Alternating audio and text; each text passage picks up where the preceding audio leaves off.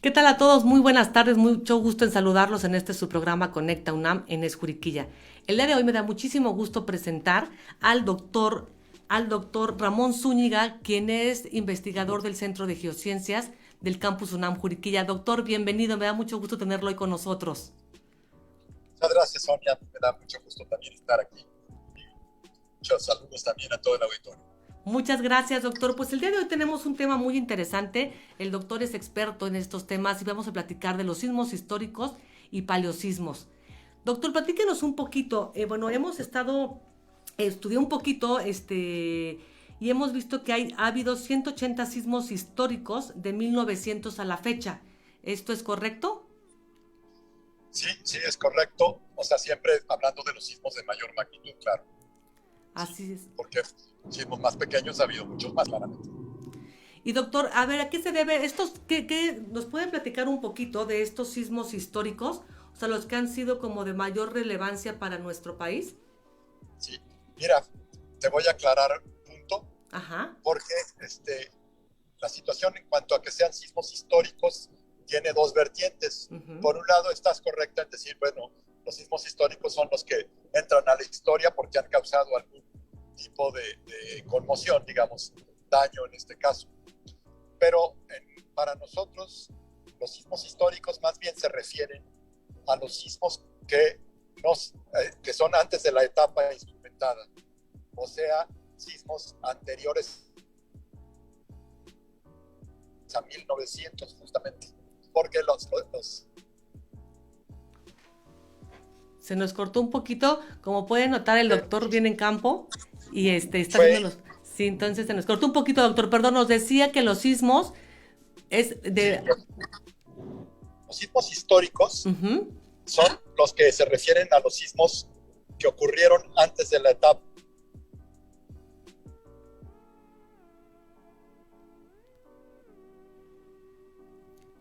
Doctor, no se escucha. instrumental. ¿Sí me escuchas? Perdón, doctor, se volvió a cortar. Yo creo que un poquito el internet. Sí, desafortunadamente estamos ahorita en la carretera y es importante mencionar que el hecho de que nos estamos conectando ahora es porque venimos de trabajo de campo justamente para revisar uno de estos sismos históricos. Sí, excelente, lo sabemos. El doctor nos hizo Es, favor de darnos esta entrevista, pero viene de estar trabajando en estos sismos históricos. Doctor, nos comentaba un poquito. Entonces, los sismos históricos nos comenta que son los que han pasado, o sea, los más relevantes antes de 1900, perdón, de 1900 a la fecha. no al revés. O sea, sismos históricos son los que han ocurrido antes de 1900, Antes de 1900, ok, que es cuando inicia la etapa instrumentada, porque el Servicio Sismológico Nacional fue inaugurado en 1910. ok. Este, Incluso es interesante saberlo, pero fue inaugurado por Porfirio Díaz poco antes de que iniciara la revolución. Entonces, todos los sismos que ocurren antes de esto los consideramos sismos históricos y no tenemos un registro instrumentado. Ujú.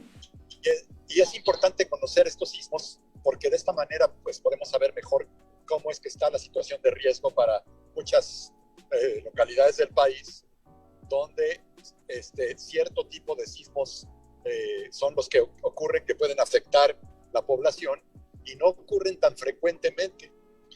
Este es el caso de muchas poblaciones que están al interior del continente y Ujú. que no están cerca de la costa, por ejemplo, porque todos sabemos, lo oímos todo el tiempo, que los sismos de subducción son los que más daño nos causan en México y estos son los que ocurren debido a que una placa está metiéndose por debajo de la otra. Esto lo hemos escuchado también. Tenemos la placa de Norteamérica y la placa de Cocos que está subduciendo, y esto es lo que ocasiona todos los sismos del Pacífico, sobre todo, ¿no? Ujú. Y estos ocurren muy frecuentemente, ya lo sabemos, y son muy grandes. Pero sin embargo hay otros sismos que también son muy grandes, pero no ocurren tan frecuentemente y ocurren más al interior del continente y en fallas superficiales, o sea, fallas que llegan incluso a cortar la superficie.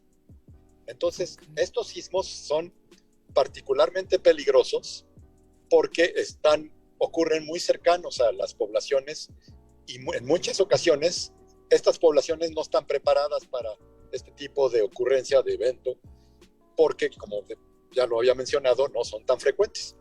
Entonces, hemos tenido ya varios casos en la historia donde han ocurrido estos sismos, y en particular estos son los que nos interesan para poder conocer cuál es la situación. Entonces, ahorita venimos precisamente de revisar con los colegas con los que me acompañan, el doctor Pierre Lacan y el MNC Andrés Núñez, del posgrado en Geociencias.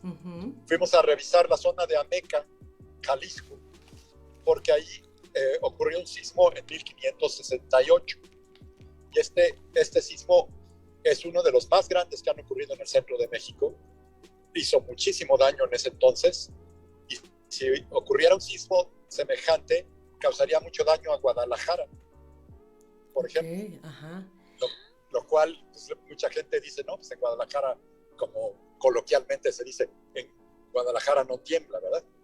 Bueno, pues sí puede temblar. Y es lo mismo ocurre en otras zonas, incluyendo Querétaro. Entonces, nosotros tenemos un grupo que es multidisciplinario, que tratamos de investigar qué es lo que ha pasado en este tipo de sismos, tanto el tipo de destrucción, el alcance, cuál es la falla que lo causa, de qué posible magnitud puede haber sido, qué zonas fueron afectadas. Y el estudio ya en detalle que hacemos es una excavación en la falla para ver cómo se han desplazado los estratos. Y podemos, si encontramos ese desplazamiento, podemos tener una idea de la magnitud del sismo. Y muchas veces encontramos más de uno de estos sismos en el pasado geológico. Y eso nos da una muy buena idea de cada cuánto se pueden presentar estos sismos. Y con esta investigación, doctor, por ejemplo, ahorita que están ustedes en Ameca, ¿cómo ustedes pueden, digo, yo sé que un sismo a lo mejor no se puede prevenir, pero puede haber ciertas prevenciones que se hagan, por ejemplo, en este caso de Ameca, si se estudia, ¿cuánto tiempo tardan en poder llegar a esta investigación y decir, bueno, es probable que este sismo se pueda dar cada tanto tiempo? O sea, ¿eso puede existir? Sí, o sea, bueno, si encontramos la falla que todo indique que sea la causal del sismo, y podemos ver otros eventos que ocurrieron en el pasado, y tomamos muestras, tomamos mediciones de los desplazamientos, y las muestras las mandamos a fechar por medio de radioisótopos. O sea, si tenemos suerte, podemos encontrar carbón, y fechamos el carbón con carbono 14, y nos da una idea del estrato en el que se encuentra, y de ahí empezamos a hacer inferencias para ver las fechas posibles de ocurrencia de sismos más antiguos a los que estemos viendo en la superficie. Podemos con esto llegar a edades hasta unos 10,000 años y ver un poquito más o menos, pero con eso podemos darnos cuenta, sí, realmente es menos de eso, pero por eso, si encontramos estos eventos, digamos, cada 1,000 años o 2,000 años, que eso es lo que frecuentemente nos ocurre, pues también la gente puede decir, oye, pero ¿por qué están estudiando esto que está ocurriendo cada 2,000 años? Bueno, el asunto es que eso es lo que pasa en una sola falla, pero hay muchas fallas. Y entonces cada falla tiene su recurrencia, y aun cuando sean todas del orden de los 2,000 años, cuando pones todas las fallas juntas cercanas a una ciudad, la ciudad ya tiene peligro de ocurrencia de que pase un sismo de estos cada 200 años, por decir algo. Ok, qué interesante. Doctor, ahorita nos mencionaban el caso de Querétaro. ¿Querétaro tiene esas probabilidades? Sí, Querétaro desafortunadamente también tiene probabilidad de daño por un sismo grande en una falla cercana.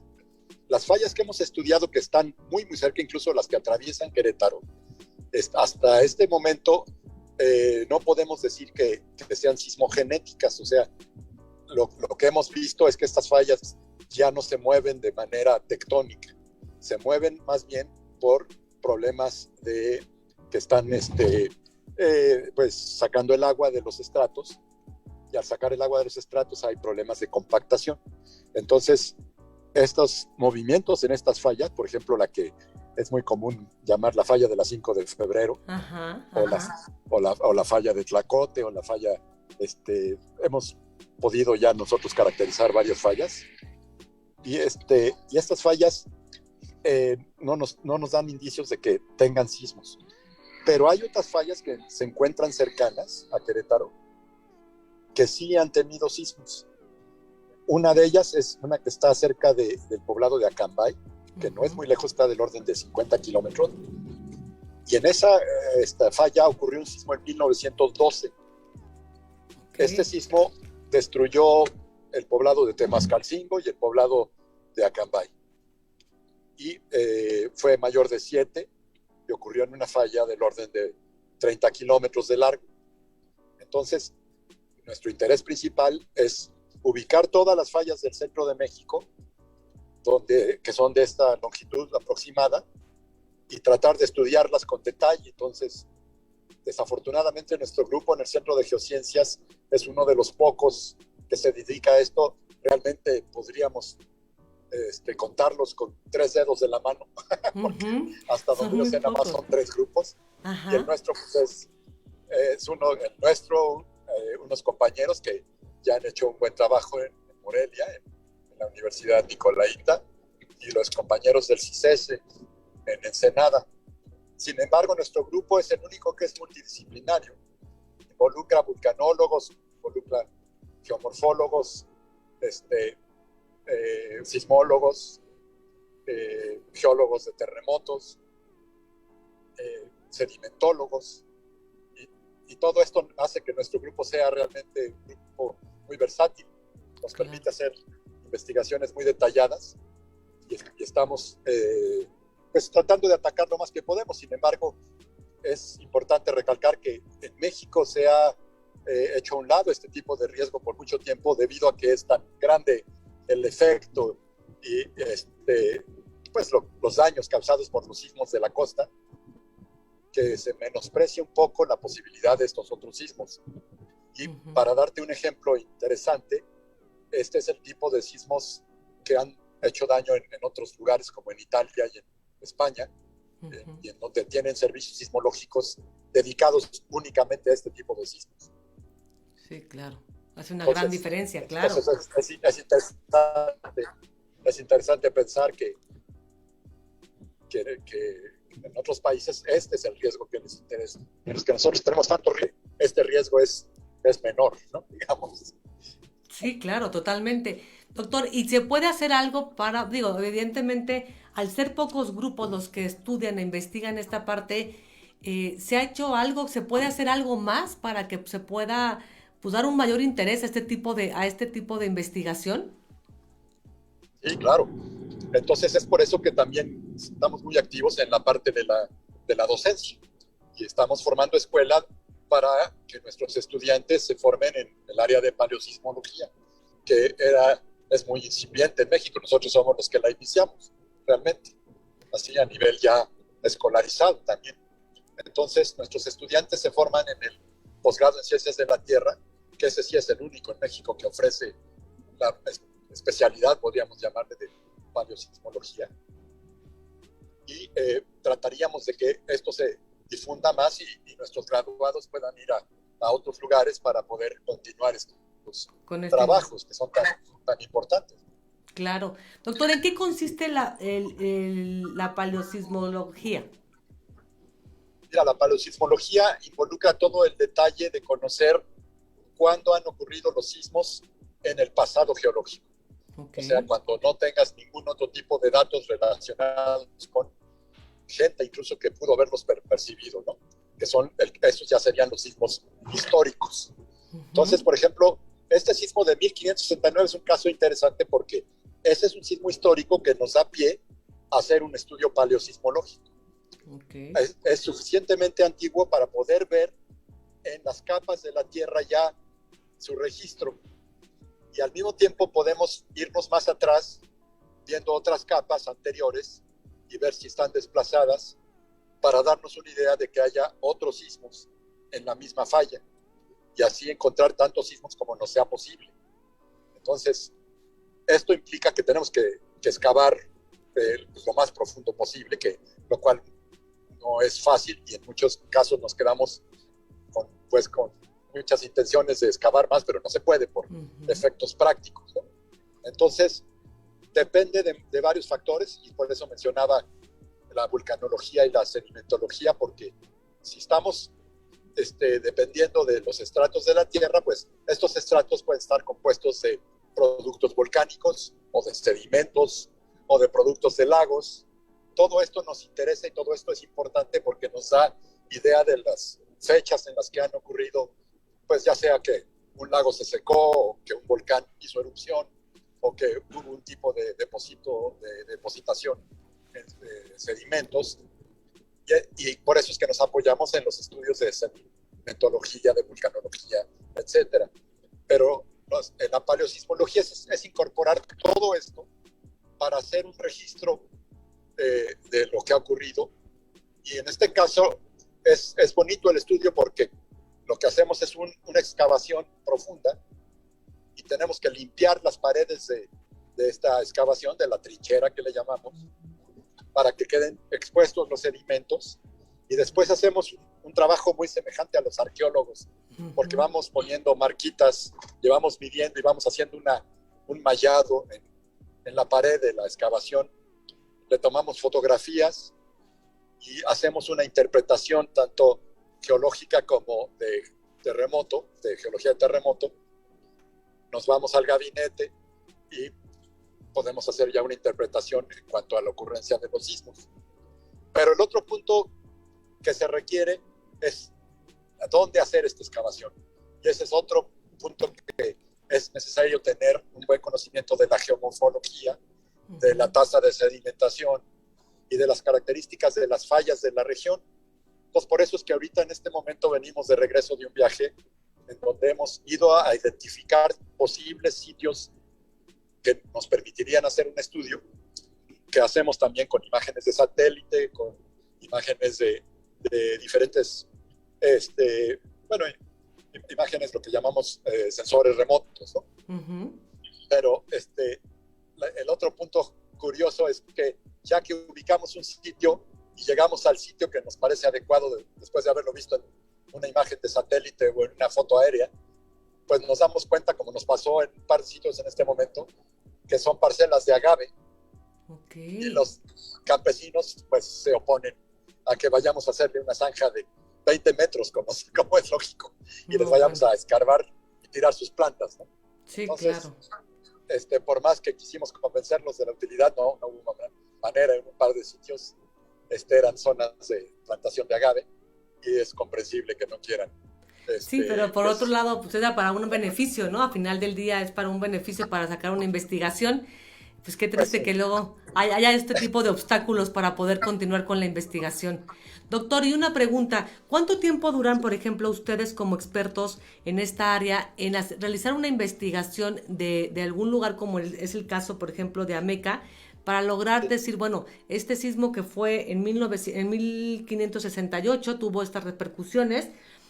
¿Cuánto tiempo logran cuando están en campo en poder tener un resultado? Pues del orden de año y medio. Eso sería ya muy, muy buen tiempo para tener todo, ya incluso porque publicamos obviamente los resultados en revistas pues obviamente de alcance internacional. Pero uno de los problemas que tenemos es el tiempo que tardan los fechamientos. Fíjate que los fechamientos involucran un proceso también largo, porque tomamos las muestras y las enviamos al laboratorio a fechar. A veces, pues, tenemos que tener un convenio con algunos laboratorios porque son caros los fechamientos. En otras ocasiones el laboratorio está también saturado. Eso pasa mucho con los pocos laboratorios que hay en México para hacer carbono 14. Están saturados porque pues, les piden esta información pues de muchos lados, ¿no? O sea, no solamente nosotros. Entonces, tenemos que ir a otros laboratorios que también tienen mucha demanda y normalmente nos tarda un par de meses en hacer ese muestreo. Entonces, lo que tarda la logística de preparación de la zona, de la prospección, la campaña de trincheras, etcétera, ya estamos hablando del orden de 6 meses fácilmente, y más los otros 2-3 meses que tardarían en el mejor de los casos los tachamientos ya estamos hablando de 9 meses de únicamente recabación de datos, ¿no? Sí, claro, claro, es mucho tiempo. Entonces, mientras tanto, claro, vamos avanzando ya en los análisis, pero sí, este es un solo punto, nos tarde año y medio. Eso es lo que es común, ¿no? Sí, claro. Entonces, sí es importante pues contar con recursos para estar haciendo estudios continuamente para, así como tenemos uno ya terminado, pues vamos con el otro y van saliendo poco a poco las investigaciones, ¿no? O sea, los resultados de las investigaciones. Claro. Y sí, y lo interesante, además del caso, es que nuestros resultados se los proporcionamos a la gente encargada de hacer los mapas de riesgo y los atlas de riesgo para que sean incorporados tanto en los mapas mismos y en los atlas como en los reglamentos de construcción, que esa es nuestra preocupación principal. O sea, las casas deben estar preparadas para, y casas y edificios, claro, deben estar preparadas para este tipo de eventualidades y casualmente la mayor parte de estas fallas donde ocurren estos sismos están en la zona que le llamamos el eje volcánico y que pues, sabemos todos que atraviesa México de oeste a este. Y en esa zona, si vemos las mapas de densidad de población, esa zona es justamente la de mayor densidad de población de todo el país. Entonces estamos hablando de que es la zona a la que están expuestas la mayor parte de la población de México. Y sin embargo, como decíamos, no es fácil incorporar estas cosas porque la gente piensa que no están expuestas a estas cosas, como en Querétaro mismo, ¿no? Es el ejemplo básico que dice la gente. Pues ahí están los arcos del acueducto, quiere decir que no ha pasado nada en 200 o 300 años. Uh-huh. Y sí, es correcto, no ha habido un sismo importante en 300 años que afecte a Querétaro, a la ciudad de Querétaro, pero esto no significa que no vaya a ocurrir. Y es más, puede ser que los sismos que la afectan, como hemos estado investigando, ocurran en promedio del orden de 300 a 500 años. Uh-huh. Entonces puede ser que ya nos vaya a tocar. O sea, no estamos exentos. ¿Sí? Y por ejemplo, entonces, en este caso, ajá, perdón, doctor. No, dime. En este caso, por ejemplo, que nos comenta de Querétaro, o bueno, de los lugares que usted ha ido, cuando se termina de hacer toda esta investigación, se les comenta en la parte arquitectónica cómo se tienen que construir casas y edificios, y sí se da seguimiento a llevar eso a cabo. Sí, fíjate que en Querétaro, en particular, estamos trabajando muy de cerca con nuestros colegas ingenieros, sobre todo los colegas que trabajan en la UAC, que son los más conscientes con relación a esto, el Departamento de Estructuras de la Facultad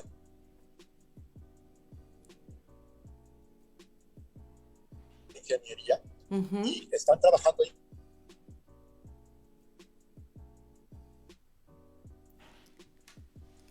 Nos fue un poquito la señal, doctor, ¿nos escucha?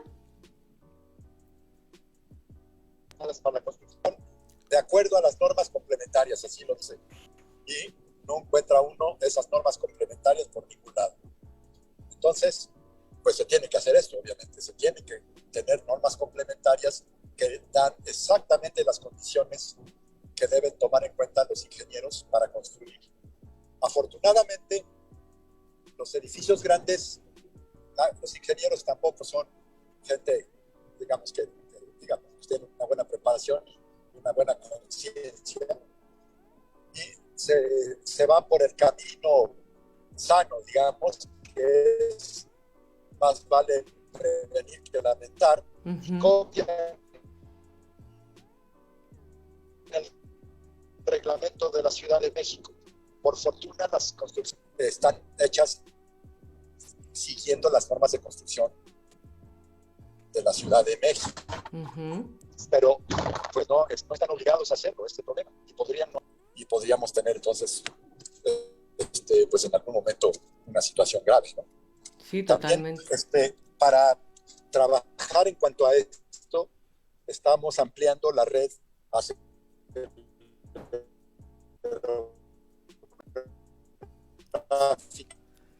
de Querétaro. Doctor, perdón, se nos cortó un poquito, nos está comentando que para trabajar esto... De 30 estaciones, tanto en el Valle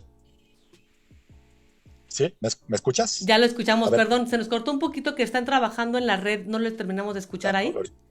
Sí, estamos ampliando una red que ya instalamos, que es la red de acelerógrafos de la ciudad de Querétaro. Uh-huh. Tenemos del orden de 30 estaciones, tanto en el Valle de Querétaro como en las inmediaciones. Y la idea es tener un mapa mejor de las condiciones de vibración en toda la zona de Querétaro, a fin de que esto también se incorpore al reglamento de construcción, que es otro de los elementos que son importantes tener en cuenta. Y esta red también nos permite monitorear la sismicidad, pues no solamente del estado, sino de todas las zonas aledañas, ¿no? También como pues ahora acabamos de tener una secuencia de sismos justamente en una falla de las que estoy platicando, que está al sur de San Luis Potosí y al norte de San Felipe, Guanajuato. Sintió perfectamente esto.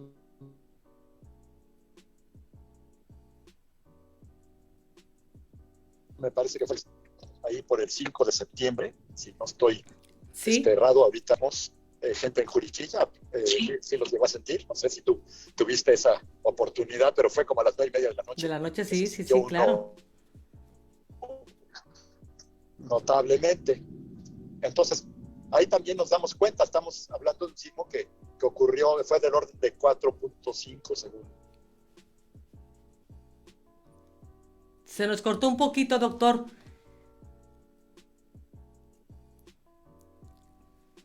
Pues bueno, ahorita el doctor Tenemos que estudiar. Perdón, doctor, se nos cortó un poquito lo último. Se nos cortó un poquito lo último que nos comentaba de Juriquilla, bueno, que fue el último, que fue el 5 de septiembre, el último sismo, que fue de 4.2. Entonces nos comenta de esta red que está usted trabajando en colaboración con todo ese equipo. Esto nos ayudaría entonces a prevenir un poco los sismos en Querétaro, bueno, o estar no prevenirlos, pero a lo mejor saber cómo manejarlo en caso de que se dé. Sí, exactamente, porque no es que estemos realmente enfocados a la predicción, eso yo creo que nos queda claro a todos. La predicción, a pesar de que sí se puede trabajar en este sentido y hay algunas posibilidades de que se logre, esto no es posible hacerlo en ningún lugar del mundo todavía. Claro. Todavía no hemos podido detectar un tipo de situación de lo que llamamos fenómenos precursores.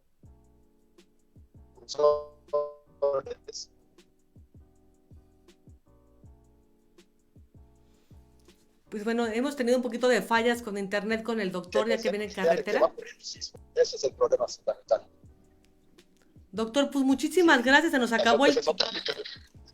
Perdón, lo escuchamos un poquito como en intermitencia, se nos acabó el tiempo, pero me daría mucho gusto recibirlo ahora que ya está aquí en Querétaro para poder seguir platicando de este tema tan interesante, esta investigación que están ustedes haciendo, que creo que es de suma importancia para conocimiento de la población, ¿no? Y saber que contamos en el Centro de Geociencias con especialistas en estas áreas.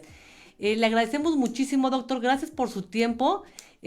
Sabemos que viene usted en carretera y aún así nos tomó esta llamada para poder platicar y darnos mucho de sus conocimientos en esta área. Y pues a todos los que nos están escuchando, nos están viendo, agradecemos muchísimo que hayan estado hoy con nosotros. Nos vemos en el próximo programa, Conecta UNAM en Juriquilla. Muy buenas tardes, muchas gracias.